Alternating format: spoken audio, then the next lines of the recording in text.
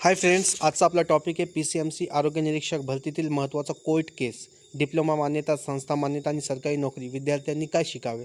मित्रांनो, जे आज नुकतंच समजा PCMC म्हणजे पिंपरी चिंचवड म्युन्सिपल कॉर्पोरेशनमध्ये मित्रांनो स्वच्छता निरीक्षक सर्टिफिकेटबाबत एक महत्त्वाचा केस झालेला आहे.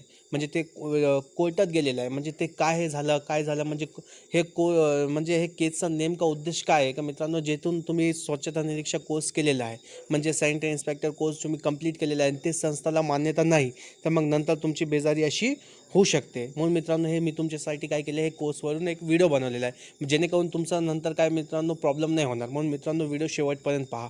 ठीक आहे, चला सुरुवात करूया. हॅलो विद्यार्थी मित्रांनो, तुमचं सर्वांचं स्वागत आहे MPW लर्निंग सेंटरमध्ये. आजचा आपला विषय खूप महत्त्वाचा आहे. विशेष जे विद्यार्थी आरोग्य निरीक्षक, sanitary inspector, MPW health supervisor किंवा आरोग्य विभागातील इतर पदांची तयारी करत आहेत, त्यांनी हा लेक्चर शेवटपर्यंत नक्की पहा. कारण आज आपण एक अत्यंत महत्त्वाचे PCMC म्हणजे पिंपरी चिंचवड म्युन्सिपल कॉर्पोरेशन आरोग्य निरीक्षक भरतीची संबंधित न्यायालयीन प्रकरणाबद्दल समजून घेणार आहोत. मित्रांनो, जे कोर्टात केस गेलेला आहे ते आपण न्यायालयीन प्रकरण काय होतं ते आपण सगळं मित्रांनो सोयीस्कर एकदम सोप्या भाषेमध्ये मित्रांनो आपण समजून घेणार आहोत. या प्रकरणातून आपल्याला एक अतिशय महत्त्वाचा धडा मिळतो. फक्त परीक्षा पास होणे. मित्रांनो, लक्षात ठेवा, मी काय सांगेल तुम्हाला एक इम्पॉर्टन्स पॉईंट आहे मित्रांनो, हे लक्षात ठेवा. इम्पॉर्टन्स पॉईंट कोणता आहे मित्रांनो, हे पहा. इम्पॉर्टन्स पॉईंट आहे मित्रांनो हे वाला. फक्त परीक्षा पास होणे किंवा चांगले गुण मिळवणे पुरेसे नसते. काय मित्रांनो, फक्त परीक्षा पास होणे किंवा चांगले गुण मिळवणे पुरेसे नसते. आपण ज्या संस्थेतून शैक्षणिक पात्रता घेतली आहे त्या संस्थेची संबंधित नियमानुसार मान्यता असणे देखील अत्यंत महत्त्वाचे. म्हणजेच मित्रांनो, तुम्ही फक्त क्वालिफिकेशन झालं, तुम्ही एकदम एक्झाम पास केले ते महत्त्वाचं नाही आहे. महत्त्वाचं हे पण आहे का मित्रांनो, तुम्ही जिथून शैक्षणिक म्हणजे एज्युकेशनल क्वालिफिकेशन आपण जे पूर्ण केलेलं त्याला गव्हर्नमेंट अप्रूव्हल आहे का नाही, हे देखील मित्रांनो महत्त्वाचं आहे. ठीक आहे मित्रांनो, चला तर मग संपूर्ण प्रकरण अगदी एकदम सोप्या भाषेत आपण समजून घेणार आहोत. ठीक आहे मित्रांनो, एकदम प्रकरण काय होता काय नाही ते एकदम सोप्या भाषेमध्ये आपण समजून घेणार आहोत. मित्रांनो, हे कोर्ट केस आहे म्हणजे हे बॉम्बेचं जजमेंट आहे, जे कोर्ट त्यांनी दाखल केलेलं आहे. म्हणजे जे स्टुडंट्स आहेत 13 स्टुडंट्स आहे मित्रांनो, जे स्वच्छता निरीक्षकमध्ये ते पास झाले. म्हणजे पासआउट कधी झाले ते 2022मध्ये झालेले आहे. आणि त्यांना आता कोर्टाने काय केलं मित्रांनो, म्हणजे पिंपरी चिंचवड म्युन्सिपल कॉर्पोरेशनने डायरेक्ट त्यांना रस्टिगेट केलेलं आहे. म्हणून मित्रांनो, ते आपण आता पाहणार आहोत त्यांनी केस काय टाकले. हे बघा, in the high court of justice. काय मित्रांनो, हे in the high court of judicature at Bombay civil appeals jurisdiction. मित्रांनो, हे पूर्ण आपला केस आहे. हे कुठून केलेलं आहे बघा, हे 13 स्टुडंट्स आहे मित्रांनो. इस्निया भालेराव चौधरी सॅनिटरी इन्स्पेक्टर जे हे का मित्रांनो, हे 13 स्टुडंट्स आहे, यांनी केस केलेलं आहे. हे टोटल जजमेंट आहे मित्रांनो. हे कोर्टाचं पूर्ण ऑर्डर आहे. ठीक आहे, आणि कोर्टाने पण त्यांना काय केलेले मित्रांनो, एकदम PCMC वाल्यांना मान्यता दिली का ठीक आहे, तुम्ही जे घरं धरले ना, ठीक आहे, यांना रस्टिगेट करा. म्हणजे कोर्टाने पण त्यांना ऑर्डर दिलेलं आहे. कोर्टाने पण PCMCच्या बाजूने काय केलं मित्रांनो, निकाल लावला, पण स्टुडंट्सच्या बाजूने नाही लावला. कारण की ते नॉन गव्हर्नमेंट अप्रुव्हलवरून त्यांनी SI कोर्स केलेला होता. ठीक आहे मित्रांनो, हे टोटल जे येतं मित्रांनो 17 पेजेस. किती? 17 पेजेसचं जे जजमेंट आहे मित्रांनो, हे टोटल आहे बघा. कोर्टचं जे जजमेंट आहे ना, ह्याला आपण एकदम सोप्या भाषेमध्ये, हे टोटल इंग्लिशमध्ये आहे मित्रांनो. काय इंग्लिशमध्ये आपण एकदम ह्याला सोप्या भाषेमध्ये मराठीमध्ये आपण एकदम समजून घेणार आहोत. ठीक आहे मित्रांनो, हे होतं बघा आपला जजमेंट आहे. ठीक आहे, हे आपलं टोटल काय मित्रांनो जजमेंट आहे. आता ह्याला आपण एकदम सोप्या भाषेमध्ये समजून घेऊ. सर्वप्रथम हे प्रकरण कोणत्या भरतीशी संबंधित आहे हे आपण जाणून घेऊ मित्रांनो. ठीक आहे, हे प्रकरण आहे पिंपरी चिंचवड म्युन्सिपल कॉर्पोरेशन, पिंपरी चिंचवड महानगरपालिका म्हणजे PCMC मधील आरोग्य निरीक्षक सॅनिटरी इन्स्पेक्टर पदाच्या भरतीशी संबंधित आहे. ठीक आहे मित्रांनो, हे लक्षात ठेवा, हे प्रकरण PCMC मधील आहे. ओके, PCMCने हे बघा, हे तारीख महत्त्वाची. PCMCने 17 ऑगस्ट 2022 रोजी आरोग्य निरीक्षक पदासाठी भरतीची जाहिरात प्रसिद्ध केली होती. ठीक आहे मित्रांनो, हे लक्षात आलं. देन या भरतीमध्ये एका उमेदवाराने परीक्षा दिली. ठीक आहे, आणि विशेष म्हणजे या उमेदवाराने परीक्षामध्ये 172 गुण मिळवले. किती? 172 गुण, म्हणजे त्याने रँक 1 मिळवला होता. म्हणजे ही परीक्षा आणि गुणवत्तेच्या बाबतीत तो उमेदवार सर्वात पुढे होता. ठीक आहे, पण पुढे त्याच्या शैक्षणिक पात्रते मान्यता प्रश्न निर्माण झाला. म्हणजे शैक्षणिक पात्रतेच्या म्हणजे एज्युकेशनल क्वालिफिकेशनचे म्हणजे जे अप्रुव्हल आहे त्याच्यावर प्रश्न निर्माण झाला. ठीक आहे मित्रांनो, आणि याच मुद्द्यावरून हे प्रकरण न्यायालयापर्यंत पोहोचला. ठीक आहे मित्रांनो, इथपर्यंत समजलं हे भरतीशी संबंध, हे प्रकरण कोणत्या भरतीशी संबंधित आहे. ठीक आहे मित्रांनो, हे लक्षात आलं. आता नेक्स्ट पॉईंट काय, उमेदवाराकडे कोणते सर्टिफिकेट होते. या उमेदवाराने मराठवाडा बोर्ड, काय मित्रांनो, या उमेदवाराने Marathwada board of technical education मधून आरोग्य निरीक्षकाचा 1 वर्षाचा डिप्लोमा कोर्स पूर्ण केला होता. उमेदवाराचे म्हणणे असे होते की जेव्हा त्याने हा कोर्स केला आणि परीक्षा उत्तीर्ण केली त्या काळात संबंधित बोर्डला मान्यता होती, मात्र नंतर त्या बोर्ड संदर्भातील मध्ये बदल झाला. त्यामुळे उमेदवाराने असा दावा केला की मी ज्यावेळी शिक्षण घेतले आणि परीक्षा उत्तीर्ण केली त्यावेळी माझी पात्रता वैध होती. काय मित्रांनो, उमेदवारांनी काय दावा केला की मी ज्यावेळी शिक्षण घेतले आणि परीक्षा उत्तीर्ण केली त्यावेळी माझी पात्रता वैध होती. हा त्याच्या बाजूचा एक महत्त्वाचा युक्तिवाद होता. ओके मित्रांनो, आता नेक्स्ट पॉईंट पाहू. PCMCने उमेदवाराला अपात्र का ठरवले. PCMCने या उमेदवाराच्या शैक्षणिक पात्रतेवर आक्षेप घेतला. PCMCच्या म्हणण्यानुसार संबंधित बोर्ड संस्था ही आवश्यक त्या शासन मान्यतेच्या किंवा AICTE मान्यतेच्या निकषामध्ये बसत नाही. काय मित्रांनो, बसत नाही. त्यामुळे उमेदवाराला अपात्र ठरवण्यात आले. यानंतर उमेदवाराने आपल्या निवडीचा दावा केला, परंतु 13 जानेवारी 2025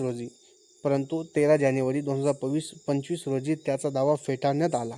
काय मित्रांनो, कोर्टाने काय केलं, त्याचा दावा फेटाळण्यात आला आणि त्यानंतर हे प्रकरण न्यायालयात गेले. ठीक आहे मित्रांनो, हे लक्षात घ्या. उमेदवाराने कोर्टामध्ये काय युक्तिवाद केला. आता हा भाग खूप महत्त्वाचा आहे. उमेदवाराने न्यायालयासमोर काही महत्त्वाचे मुद्दे मांडले. पहिला मुद्दा, मी परीक्षा उत्तीर्ण केली त्यावेळी संबंधित बोर्डला मान्यता होती. दुसरा मुद्दा, माझे गुण सर्वाधिक आहे, मी रँक 1 आहे. तिसरा आणि अत्यंत महत्त्वाचा मुद्दा, या भरतीमध्ये निवड झालेल्या इतर काही उमेदवारांकडे AIILSGC म्हणजे all India local and self गव्हर्नमेंटकडून डिप्लोमा सर्टिफिकेट होते. उमेदवाराच्या म्हणण्यानुसार all India institute local self गव्हर्नमेंटच्या काही शाखांनाही आवश्यक शासन मान्यता नसल्याचा मुद्दा निर्माण झाला होता. म्हणून त्याचा प्रश्न असा होता की जर माझ्या सर्टिफिकेटच्या मान्यतेवर प्रश्न उपस्थित केला जात असेल तर इतर उमेदवारांच्या सर्टिफिकेट्सबाबत समान निकष का लावले जाऊ नाही. काय मित्रांनो, काय लावले जाऊ नयेत, म्हणजे त्याने समान वागणूक आणि समान निकष याचा मुद्दा मांडला. ठीक आहे मित्रांनो, म्हणजे त्याला जेव्हा त्याच्या डिग्रीवर समजा त्याच्या डिप्लोमावर आक्षेप घेतला तर त्यांनी लगेच काय म्हटलं का all India institute local and self government, ज्याचे काही शाखांना गव्हर्नमेंटची मान्यता नाही आहे, फक्त मुंबईची जी शाख होती त्याला मान्यता आहे, बाकीचे म्हणजे असं मान्यता नाही, असं त्याचं म्हणणं होता. ठीक आहे मित्रांनो, आणखी ते एकदम क्लिअर झालेलं नाही आहे. ओके, आता नेक्स्ट पाहू. आता AIILSGच्या शाखांचा मुद्दा काय होता. मित्रांनो, हे लक्षात घ्या, all India institute local self गव्हर्नमेंटच्या शाखांचा मुद्दा काय होता. आता या प्रकरणातील आणखी एक महत्त्वाचा भाग समजून घेऊया.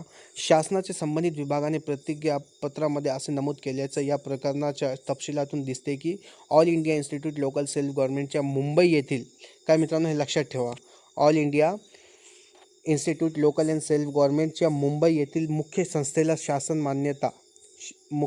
कोणते मित्रांनो, मुख्य संस्थेला शासनाच्या एका जुन्या निर्णयाच्या आधारे मान्यता होती.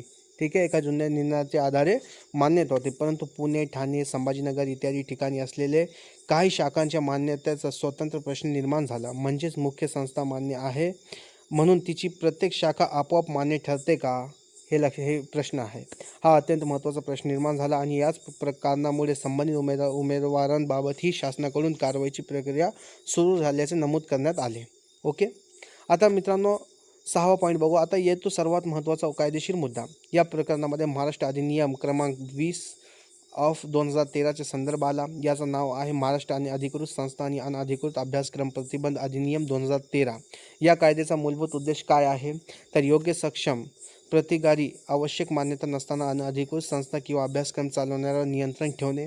म्हणजे एखाद्या संस्थेने एखादा कोर्स सुरू केला म्हणून तो कोर्स आपोआप सरकारी नोकरीसाठी वैध ठरलेच असे नाही.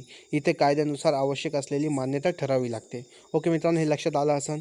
नेक्स्ट पाहू आपण, कोर्टाने समान निकषांचा मुद्दा कसा पाहिला. हा भाग विद्यार्थ्यांनी विशेष लक्षात ठेवायचा आहे. याचिकाकर्त्याने म्हणणे होते की माझा बोर्डच्या मान्यतेवर आक्षेप घेतला जात असेल तर इतर उमेदवारांच्या मान्यता नसलेल्या शाखांचा सर्टिफिकेटकडेही त्याचा निकषाचे पाहिले पाहिजे. न्यायालयाने ही प्रकरण समान कायदेशीर निकषांचा विचार केला. म्हणजे एका उमेदवारांसाठी नियम वेगळा आणि दुसऱ्या उमेदवारासाठी वेगळा असा दृष्टिकोन ठेवता येणार नाही. कायद्याची अंमलबजावणी समान निकषांवर झाली पाहिजे. ठीक आहे मित्रांनो. आता नेक्स्ट पॉईंट काय मित्रांनो, माझे मार्क्स जास्त आहे मग नोकरी का मिळाली नाही. विद्यार्थ्यांच्या मनात हा हा प्रश्न नक्की येईल. 172 मार्क्स आणि रँक 1 असूनही उमेदवाराला नियुक्ती का मिळाली नाही.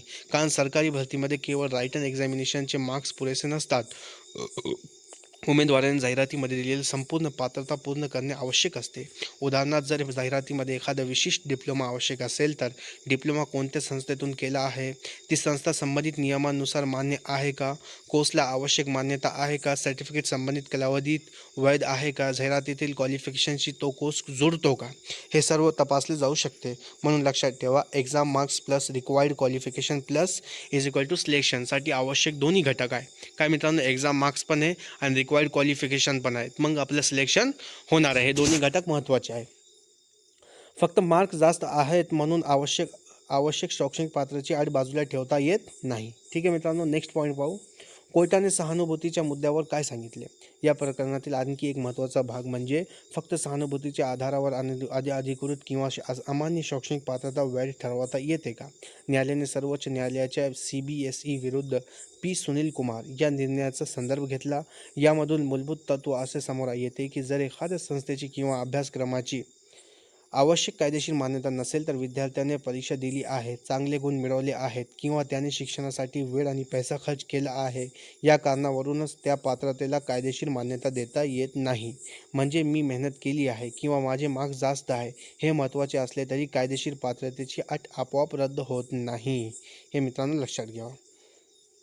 आता पाहूया कोर्टाचा अंतिम निर्णय काय झाला. या प्रकरणामध्ये याचिकाकर्त्यांनी याचिका फेटाळण्यात आली. म्हणजे PCMCच्या निवड समितीने 13 जानेवारी 2025 रोजी घेतलेल्या उमेदवारांची नियुक्ती नाकारण्याचा निर्णय घेतला. काय मित्रांनो, म्हणजे त्यांना रस्टिगेट करायचं, म्हणजे त्यांना नियुक्ती द्यायची नाही. निर्णय न्यायालयाने कायम ठेवला. याचा अर्थ रँक 1 असूनही संबंधित उमेदवाराला त्या आधारावर नियुक्तीचा अधिकार मिळाला नाही. आता मित्रांनो नेक्स्ट पॉईंट पाहू आपण. इतर 13 उमेदवारांकडे काय झाले. हा मुद्दा तर आणखी महत्त्वाचा आहे. या प्रकरणामध्ये all India institute local self गव्हर्नमेंटच्या संबंधित शाखांमधून सर्टिफिकेट घेतलेल्या इतर 13 उमेदवारांच्या नियुक्त्यांचाही प्रश्न न्यायालयासमोर आला. न्यायालयाने त्यांच्या सेवांबाबत ही कायद्यानुसार योग्य ती कारवाई करण्याची PCMC म्हणजेच पिंपरी चिंचवड म्युनिसिपल कॉर्पोरेशनला मुभा दिली. म्हणजेच एका उमेदवाराची पात्रता तपासत असताना इतर उमेदवारांबाबतही समान कायदेशीर निकष लागू होऊ शकतात. हा या प्रकरणातून मिळणारा अत्यंत महत्त्वाचा धडा आहे. ठीक आहे मित्रांनो. आता नेक्स्ट पॉईंट आहे, विद्यार्थ्यांनी या केसमधून काय शिकायचे. मित्रांनो लक्षात घ्या, महत्त्वाचं आहे मित्रांनो. विद्यार्थ्यांनी या केसमधून काय शिकायचे. आता आपण या संपूर्ण केसचा एक्झाम आणि जॉब पॉईंट ऑफ व्ह्यूचे निष्कर्ष काढूया. पॉईंट नंबर 1, जाहिरात काळजीपूर्वक वाचा. मित्रांनो, जेव्हा आरोग्य विभागाची ॲडव्हर्टाइजमेंट येईल त्याला एकदम काळजीपूर्वक वाचा. म्हणजे कोणती एक्झामची ॲडव्हर्टाइजमेंट येईल ना मित्रांनो, त्याला काळजीपूर्वक काय करा, वाचा. जाहिरातीमध्ये कोणती एज्युकेशनल क्वालिफिकेशन मागितली आहे हे पहा. सगळ्यात महत्त्वाचं काय मित्रांनो, त्याला एज्युकेशन क्वालिफिकेशन कोणती मागितली ते पहा. पॉईंट नंबर 2, तुमच्या सर्टिफिकेटची मान्यता तपासा. फक्त सर्टिफिकेटवर कोर्सचे नाव आहे म्हणून तो सरकारी भरतीसाठी वैध असेलच असे नाही. पॉईंट नंबर 3, संस्था आणि शाखा यामधील फरक समजून घ्या. मुख्य संस्था मान्य आहे म्हणजे तिच्या प्रत्येक शाखेला आपोआप मान्यता आहे असे गृहीत धरू नका. ठीक आहे. पॉईंट नंबर 4, कोर्सची मान्यता आणि संस्थेची मान्यता हे 2 वेगळे मुद्दे असू शकतात. म्हणून संबंधित शासन निर्णय सक्षम प्राधिकरणाची मान्यता आणि भरती जाहिरात याचा संदर्भ तपासा. पॉईंट नंबर 5, जुनी मान्यता आणि सध्याची मान्यता यामधील फरक तपासा. तुम्ही कोर्स ज्या वर्षी केला त्या वर्षातील नियम आणि मान्यता महत्त्वाची असू शकते. ओके मित्रांनो. आता मित्रांनो, विशेष सॅनिटरी इन्स्पेक्टर विद्यार्थ्यांसाठी. मित्रांनो, जर तुम्ही सॅनिटरी इन्स्पेक्टर पदासाठी तयारी करत असाल तर हा केस तुमच्यासाठी अत्यंत महत्त्वाचा आहे. तुमच्याकडे सॅनिटरी इन्स्पेक्टर डिप्लोमा किंवा सर्टिफिकेट असेल तर फक्त माझ्याकडे सर्टिफिकेट आहे एवढ्यावर थांबू नका. तुम्ही हे तपासा. नंबर 1, सर्टिफिकेट कोणत्या संस्थेचे आहे. नंबर 2, संस्था कोणत्या प्राधिकरणाच्या मान्यतेखाली आहे. नंबर 3, कोर्सला संबंधित मान्यता आहे का. नंबर 4, तुमच्या कोर्सच्या कालावधीत ती मान्यता लागू होतील का. नंबर 5, संबंधित सरकारी भरतीच्या जाहिरातीमध्ये तो कोर्स स्वीकारला आहे का. ठीक आहे मित्रांनो, हे सर्व मुद्दे महत्त्वाचे आहे. ओके. एक महत्त्वाची सावधगिरी, आणि इथे मी माझ्या विद्यार्थ्यांना एक महत्त्वाची सूचना देतो. व्हॉट्सअप किंवा टेलिग्रामवर हा सर्टिफिकेट 100% व्हॅलिड आहे किंवा हा सर्टिफिकेट इनव्हॅलिड आहे असा मेसेज आला म्हणून लगेच विश्वास ठेवू नका. Official government reservation, official recruitment advertisement, संबंधित विभागाचे आदेश, मान्यता देणाऱ्या सक्षम प्राधिकरणाची माहिती आणि आवश्यक असल्यास न्यायालयाचा मूळ आदेश तपासा. कारण सर्टिफिकेटची व्हॅलिडिटी आणि अनेक वेळा कोर्स इन्स्टिट्यूट, ब्रँच, इयर्स आणि संबंधित रिक्रुटमेंट्स रूल यावर अवलंबून असू शकते. आता मित्रांनो, परीक्षेसाठी संभाव्य प्रश्न म्हणजे आता काय मित्रांनो, हे टोटल समजा ह्याचा प्रश्न पाहूया आपण. PCMCच्या संबंधित भरतीमध्ये कोणते पद होते? आरोग्य निरीक्षक होते मित्रांनो. याचिकाकर्त्यांना परीक्षेत किती गुण मिळाले? 172. याचिकाकर्त्यांची रँक कितवा होता? 1. प्रकरणामध्ये कोणत्या कायद्याचा संदर्भ आला? महाराष्ट्र आणि अधिकृत संस्था आणि अनधिकृत अभ्यासक्रम प्रतिबंध अधिनियम 2013. प्रश्न 5. फक्त परीक्षेत चांगले गुण मिळवल्यामुळे अनधिकृत शैक्षणिक पात्रता वैध आहे का? होते का? नाही. म्हणजे तुम्ही चांगले पास केले, गुण चांगले मिळाले, पर्सेंटेज चांगली मिळाली तर म्हणून तुम्ही वैध आहे का? नाही. या प्रकरणात PCMCचा उमेदवारांनी नियुक्ती नाकारण्यात निर्णय कोणत्या तारखेला होता? 13 जानेवारी 2025. निवड झालेल्या इतर किती उमेदवारांच्या नियुक्त्याचा प्रश्न निर्माण झाला? म्हणजे 13 उमेदवार. ठीक आहे. तर विद्यार्थी मित्रांनो, आजचे संपूर्ण केसचं सारांश एका वाक्यात सांगायचं झालं तर सरकारी भरतीमध्ये फक्त परीक्षा आणि मार्क्स महत्त्वाचे नसतात. जाहिरात नमूद केलेली शैक्षणिक पात्रता आणि त्या पात्रतेची कायदेशीर वैधता देखील तितकीच महत्त्वाची असते. या प्रकरणातून याचिकाकर्त्याने रँक 1 मिळवला होता. मित्रांनो, जर ह्यांनी रँक 1 मिळवला तर त्याचे मार्क्स देखील सर्वाधिक होते. ठीक आहे. एवढं लक्षात आलं असेल सगळ्यांना. जे पण काय प्रश्न असतील तर तुम्ही मला बिलकुल विचारू शकता. ओके. आणि मित्रांनो, परंतु तुमच्या शैक्षणिक पात्रतेच्या मान्यतेवर प्रश्न निर्माण झाल्यामुळे त्या नियुक्ती मिळाली नाही. ठीक आहे मित्रांनो, हे लक्षात घ्या. परंतु त्याच्या शैक्षणिक पात्रतेच्या मान्यतेवर प्रश्न निर्माण झाल्यामुळे त्या नियुक्ती मिळाली नाही. आणि दुसरीकडे इतर उमेदवारांच्या सर्टिफिकेटबाबतही मान्यतेचा प्रश्न उपस्थित झाल्यामुळे त्यांच्या सेवाबाबत कारवाईचा मार्ग खुला करण्यात आला. म्हणूनच मित्रांनो, सर्टिफिकेट घेताना किंवा सरकारी नोकरी भरतीची तयारी करताना मान्यता आहे का, हा प्रश्न सर्वात आधी विचारा. ठीक आहे मित्रांनो.